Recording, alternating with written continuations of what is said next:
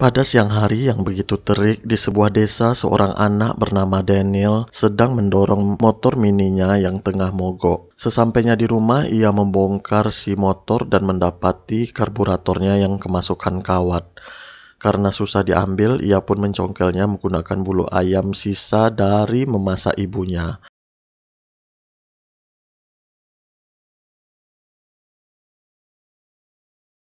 Si kakak bernama Wendy mencoba membangunkan Daniel yang ketiduran menggunakan bulu ayam yang terbawa tidur oleh Daniel. Mereka adalah kakak beradik yang saling menyayangi. Setelah Daniel pergi, Wendy nampak memandangi bulu yang kotor terkena oli tersebut dan mengantonginya. Ketika makan bersama, nampak ada yang berbeda dari Wendy, seakan ia menyembunyikan sesuatu yang dia pendam. Orang tuanya tentu bertanya kenapa ia menjadi pendiam dan tak seperti biasanya. Namun Wendy beralasan kalau ia hanya sedikit kelelahan dan meyakinkan kalau baik-baik saja. Tired. Di malam harinya, Daniel melihat Wendy pergi secara diam-diam membawa tas besar seolah-olah akan pergi jauh. Ternyata ia dijemput oleh seorang pria tak dikenal yang membawa mobil. Tak mau terjadi apa-apa, Daniel bergegas membuntuti mereka dengan motor mini yang tak seberapa kencang itu.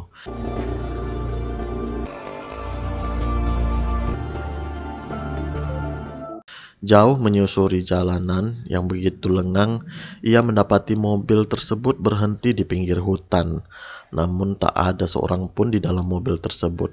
Dan dengan senter kecil, Daniel mencoba memasuki hutan serta mencari tahu apa yang terjadi sebenarnya. Ternyata saat itu Wendy sedang berduaan bersama kekasihnya. Tak mau ikut campur, Daniel pun berencana untuk pulang. Namun, ia terdengar suara tembakan yang membuatnya terkejut. Ia berlari menemui Wendy, sementara si pria tersebut telah pergi meninggalkan TKP. Dalam gelapnya malam, Daniel tak bisa melihat Wendy, hingga akhirnya ia terjerembab di dalam lubang dan menyaksikan jasad kakaknya yang telah tak bernyawa.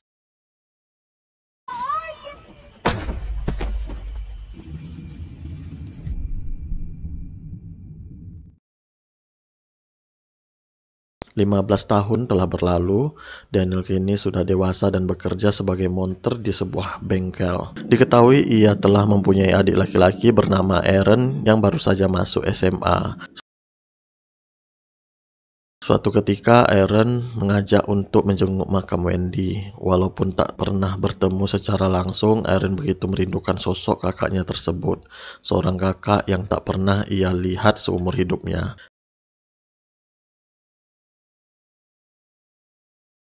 Scene pun berpindah ke seorang gadis cantik bernama Casey. Ia adalah anak dari guru yang mengajar di sekolahnya. Saat makan di kantin, sang ayah menyuruhnya membawa mobil ke bengkel untuk mengganti oli.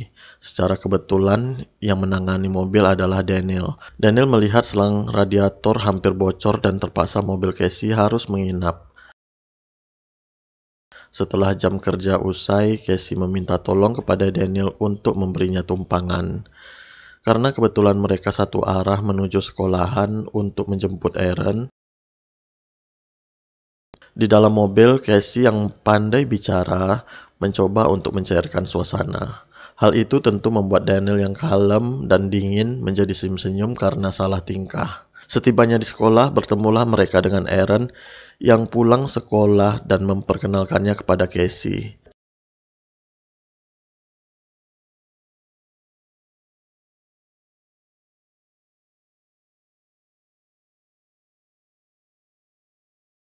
Cerita beralih ke Casey yang hendak menemui ayahnya. Namun ia melihat bu guru biologi yang sedang membenarkan baju. Entah apa yang mereka lakukan, hal itu tentu membuat Casey merasa curiga dan berpikir aneh-aneh tentang kelakuan ayahnya. Sejak kejadian itu, Casey menjadi tak akrab lagi dengan si ayah, namun ia tak menceritakan apa yang ia lihat kepada ibunya karena tak mau membuatnya sakit hati. Sebelum tidur, Casey menelpon Daniel dan terdengar Daniel akan pergi ke Nashville untuk melamar menjadi seorang anggota militer. Merasa butuh healing, Casey menawarkan diri untuk ikut lalu sekalian menumpang di rumah teman lamanya.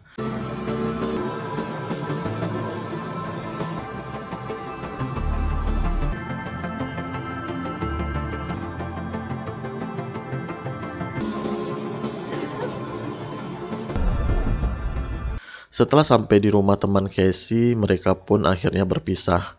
Ternyata si kawan tak di rumah karena ada urusan mendadak, dan terpaksa Casey masuk melalui jendela sesuai arahan dari teman lamanya tersebut. Di dalam kamar, Casey mencari tahu tentang Daniel dan malah menemukan berita tentang kematian Wendy. Dan dalam berita itu, pelakunya belum tertangkap hingga saat ini. Malam harinya, Daniel pun curhat kalau ia adalah mantan narapidana. Saat SMA, dia dibully dan tanpa sengaja membalas hingga membuat salah satu siswa yang membulinya mengalami kebutaan. Namun, Casey menenangkannya sambil berkata kalau itu bukan salah Daniel. Setelah pulang, Casey sudah ditunggu oleh ayah dan ibunya.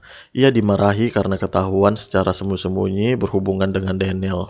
Tapi Casey keceplosan dan mengatakan kalau ayahnya juga menyembunyikan hubungan selingkuhnya dengan guru biologi. Si ayah pun mengelak bahwa waktu itu dia hanya sedang membantu untuk mengoreksi nilai murid-murid, dan sontak timbullah insting kecurigaan dari wajah sang ibu. Kembali ke Daniel yang kini melanjutkan sesi wawancara keduanya. Di saat ia bertemu dengan seorang kolonel, sayang seribu sayang, catatan kriminal Daniel membuatnya tersandung dan tak bisa diterima oleh pihak militer.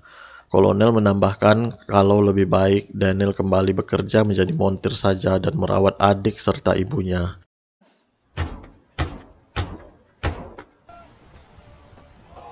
Di suatu malam dalam mesrahnya gerimis hujan, Daniel tengah bernostalgia mengenang Wendy yang telah tiada. Ia melihat sebuah bulu yang salah satu di antaranya pernah dibawa oleh Wendy.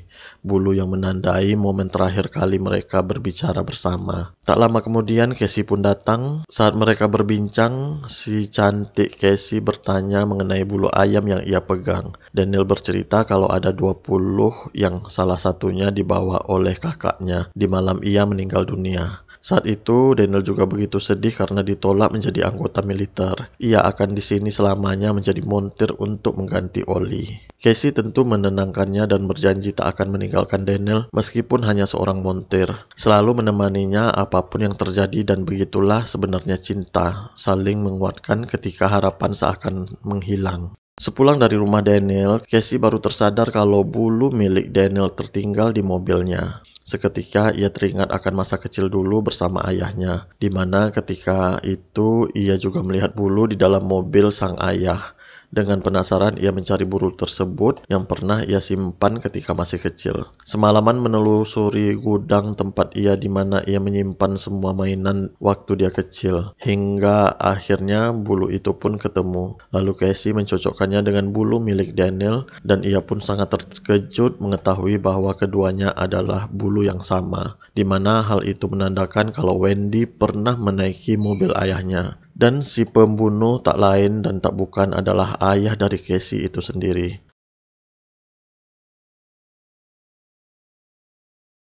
Setelah itu Casey menulis sebuah surat anonim kepada ayahnya yang berisi kalimat kenapa kau membunuhnya. Hal itu dilakukan untuk melihat reaksi dari ayah. Setelah si ayah membaca, ia sangat terkejut dan gemetar, yang menandakan kalau si ayah memang benar-benar pelaku pembunuh Wendy.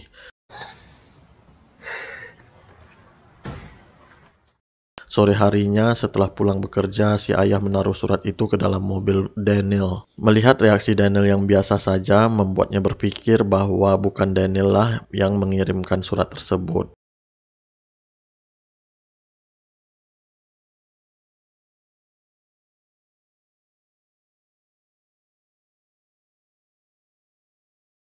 Malam harinya, si ayah yang tak bisa tidur mencari mesin ketik di gudang dan mencocokkannya dengan font tulisan dari surat yang ia terima.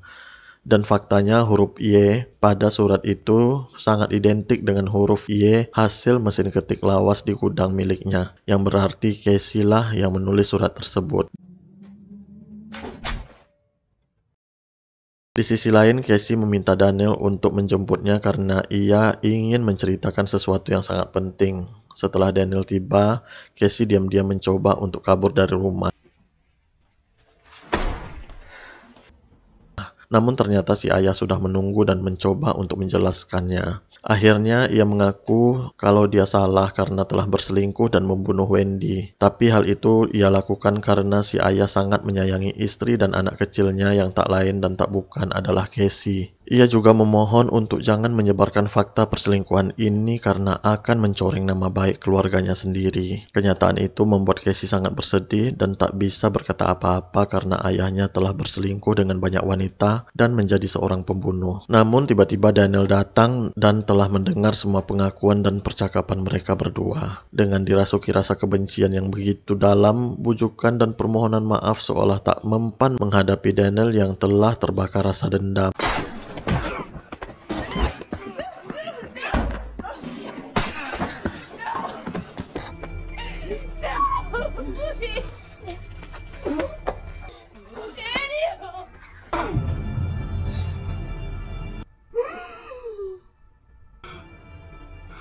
Akhirnya si ayah pun tewas sementara Daniel terlihat begitu menyesali perbuatannya. Dan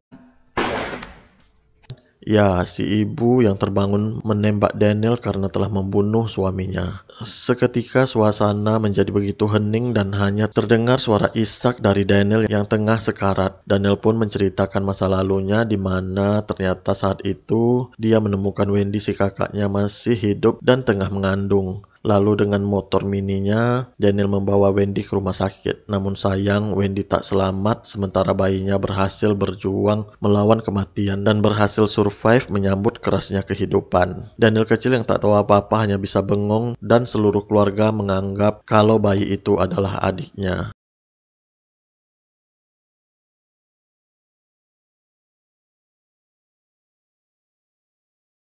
Setelah menceritakan semua, Daniel menghembuskan napas terakhirnya di pangkuan Casey, seorang gadis yang begitu mencintainya, wanita yang begitu tulus, wanita yang mengajarinya apa itu cinta yang sebenarnya.